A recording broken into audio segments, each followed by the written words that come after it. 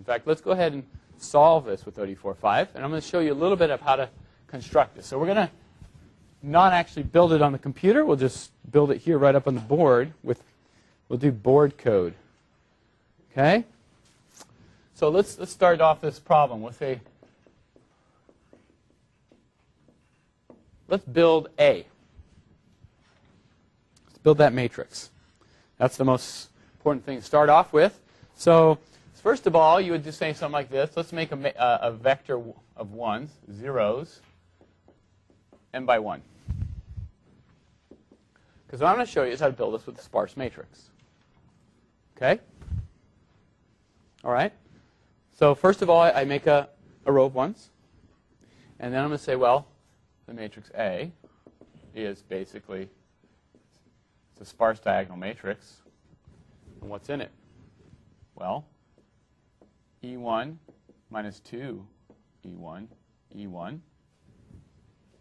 So I'm going to put down there a column of ones, negative 2 and 1. Yes? Mean ones. Oh, I mean ones. I do mean ones. Thank you.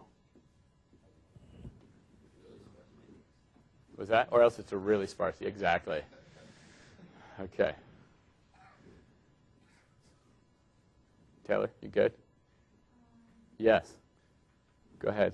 So then the middle one is negative 2 plus 1? So this will be the middle. Just a bunch of negative 2's.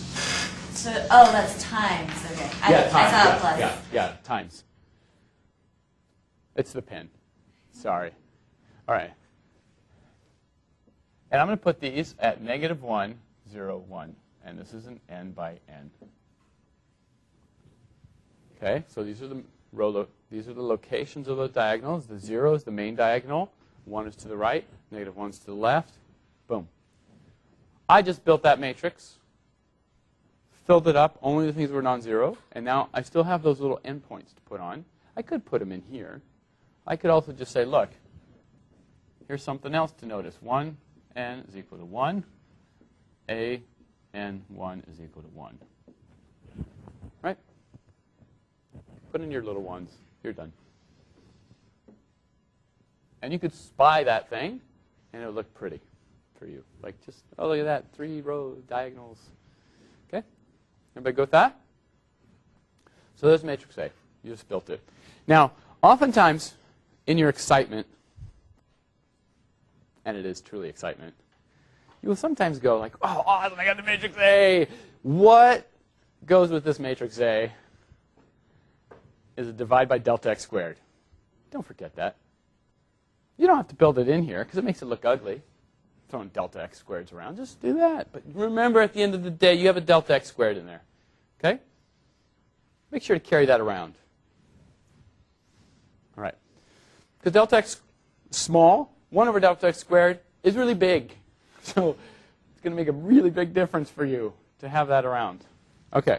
So there's matrix A. Now let's go ahead and pop this thing into a code. And I'm going to show you that, to some extent, it is amazing. This is hopefully why you're in this class, is to learn amazing tricks like this in MATLAB and how MATLAB can change your life. MATLAB can change your life. If it already has, yes, thank you. I'd love to hear it. It's already changed mine, too. All right. What can MATLAB do for you? Okay, now here's what MATLAB can do for you. I'm going to solve this thing, and typically what you're going to do is just going to say, look, I want to solve it now using OD45. I'm going to call some right-hand side function. I'm going to give it a t-span. I don't know. I'm going to give it an initial condition. Let's call that u0. I'm going to give it an initial vector for my initial condition. I'm going to tell it, go solve from time 0 to, I don't know, 0 to 10 or something. Whatever you want to do. And then, after that, if you're not going to do anything with setting the tolerances, which generically you probably wouldn't, you do this. But you need to pass some things in for this right-hand side. You need to pass in the matrix A. You need to pass in your dx. Let's start with that. What this is going to do is go call this thing, this right-hand side. Now what does this right-hand side function look like? So it's a function, and you're computing this right-hand side. What's coming in is your time, your initial condition, your tolerance settings, your a and dx. So you bring all that stuff in. Because you've already been playing around with OD45 a bit, yeah? And your right-hand side is as simple as this. 1 over dx squared times a times u. Done. That's it. Right? We said it was 1 over dx squared, a times u. There it is. Pretty amazing, right? Very few lines of code, and you're solving a PDE. Yeah. Dummy is where the tolerance would come in, and if you're not going to do anything with it, just, yeah. You can't not do without it. It'll complain. It'll say, you know, not enough inputs, too many inputs. It'll just complain to you until you put something in there to hold it. There you go. That's it. There's your first PDE. How's that feel?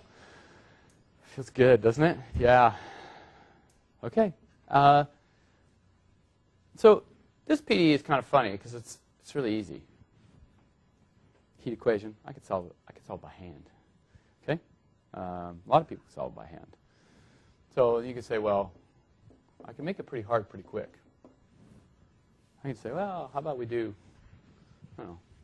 I'll tell you something to do. How about we do this? U squared uxx plus u to the 4th. I don't know anybody who can solve that by hand. Okay, so it's not that hard to make a PDE a pain for you. Okay. As far as this code goes, you kind of go like, oh, really? All right, well, u dot squared times dot times a times u plus u dot 4. Done. That's Power MATLAB. You took something that nobody could solve, trivial modification, you're done. Okay? U squared times uxx plus u4. Dropping the forearms.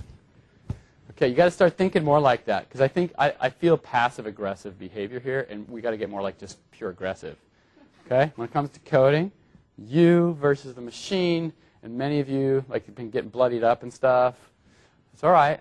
We're practicing so far, but we're gonna, you know, by the end of the quarter, you guys are gonna be mean. It's gonna be awesome. Okay, Taylor, you ready to be mean? Always. Nice. That's what I like to hear. Okay, you guys are gonna have like wrestling names.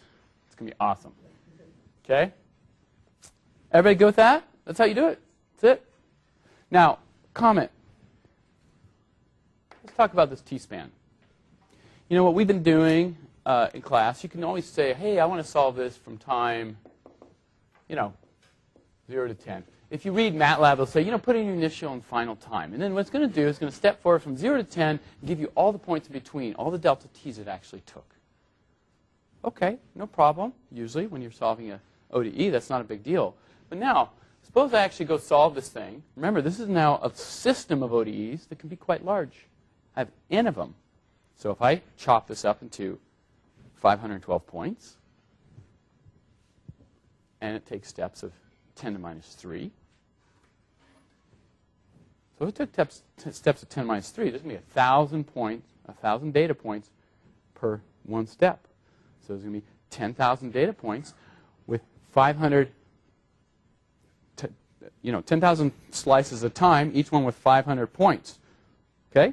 That's a lot of data. Right? You're getting back like 5 million data points. That's dumb. This is where you're going to run into trouble if you're not careful, because you'll just blow up your machine. Okay? Do stuff like this. Do you really need that much information? No. You might say, you know what? Give me the data every 0.2 steps. It's not so important to do something like this for ODEs that are small. Who cares? You get 1,000 points. But it's 1,000 times whatever n is. Okay, so limit the data that comes out.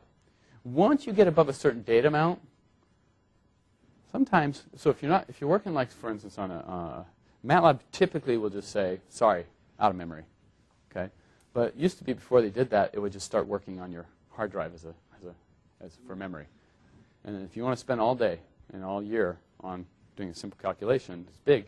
This is what you'll just crash your machine. Wait, are you saying that you enforced key span having a larger step size, so it's not going to be 45 anymore? No, well, no, it is still only it's less 45. accurate. Yeah, no. In fact, what this does, it still takes all the steps at once. It'll still take step sizes of 10 minus 3.